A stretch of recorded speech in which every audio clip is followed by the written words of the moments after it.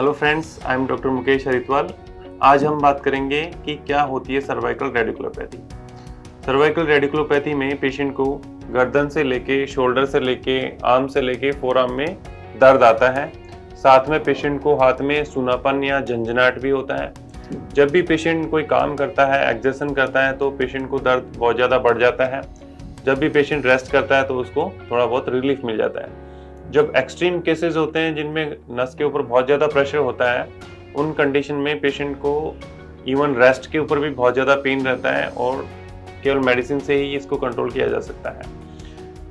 तो क्या होते हैं रीजन सर्वाइकल रेडिकुलोपैथी का? सर्वाइकल रेडिकुलोपैथी बेसिकली गर्दन के अंदर डिस्क प्रोलैप्स के कारण और डिस्क ऑस्टियोफाइट कॉम्प्लेक्स के कारण गर्दन के अंदर नर्व्स के ऊपर प्रेशर बन जाता है। इस प्रेशर के कारण नर्व के अंदर सूजन आ जाती है, जिसके कारण पेशेंट को हाथ में दर्द आता है और रेडिकुलोपैथी होती है। नस के ऊपर प्रेशर के कारण पेशेंट को हाथ में सूनापन और झंझनाहट होती है। तो जितना प्रेशर होता है उतना ही सूनापन और झंझनाहट और कमजोरी, वीकनेस भी हाथ में हो सकती है, वो ज़्यादा होती है। जितना ज़्यादा नस के अंदर सूजन होती है उतना ही हाथ के अंदर दर्द ज़्यादा होता है। तो इसके बेसिकली गर्दन के अंदर अपने 3 जगह मोस्ट कॉमनली डिस्क प्रोलैप्स होता है। One is C5, C6, second is C4-5 and third is C6-7। तो C5, C6 के कारण, डिस्क प्रोलैप्स के कारण जो नर्व दबती है वो 6वें नंबर की नर्व दबती है, C6 नर्व।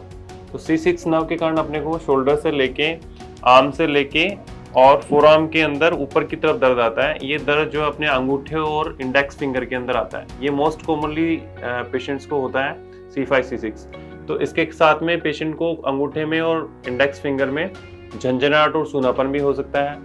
अगर जो प्रेशर है नर्व के ऊपर बहुत ज़्यादा है तो पेशेंट को जो है कलाई चलाने में, कोहनी मोड़ने में वीकनेस भी फील हो सकती है।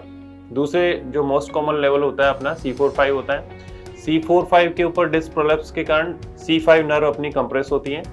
C5 नर्व अपनी बेसिकली कंधे से लेके शोल्डर तक और आर्म तक आती है। तो अगर C5 प्रेस होने के कारण अगर दर्द हो रहा है तो वो अपना कंधे से लेके आर्म तक आता है। साथ में अपने शोल्डर के आसपास जो है यहाँ पे झंझनाहट और सूनापन हो सकता है। और अगर वीकनेस होती है तो पेशेंट को हाथ उठाने में दिक्कत आती है, पेशेंट हाथ नहीं उठा पाता अगर C4-5 पे डिस्क प्रोलैप्स होता है। अगर C6-7 पे डिस्क प्रोलैप्स होता है तो इसके कारण अपनी जो नर्व प्रेस होती है वो होती है 7th नंबर की नर्व, C7 नर्व।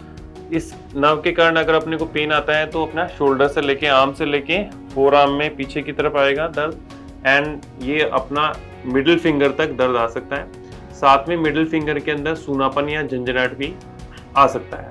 इसके अंदर अगर वीकनेस होती है तो अपनी बेसिकली एल्बो को पेशेंट जो है स्ट्रेट नहीं कर पाता है, ये वीकनेस होती है। अगर होती है तो वीकनेस बेसिकली लास्ट में डेवलप होती है। सर्वाइकल रेडिकुलोपैथी और सर्वाइकल डिस्क प्रोलैप्स के बेसिकली 90% जो पेशेंट होते हैं वो मेडिसिन से और एक्सरसाइज से ही ठीक हो जाते हैं। बिकॉज सर्वाइकल स्पाइन के अंदर अपने नर्व्स के लिए स्पेस जो है अच्छा खासा होता है। लंबर स्पाइन की कंपैरिजन में सर्वाइकल के पेशेंट मेडिसिन से बेटर रिस्पॉन्ड करते हैं। आज हमने जाना सर्वाइकल रेडिकुलोपैथी के बारे में। जुड़े रहिए हमारे यूट्यूब चैनल से आगे डिटेल में जानने के लिए सर्वाइकल माइलोपैथी के बारे में। Thank you.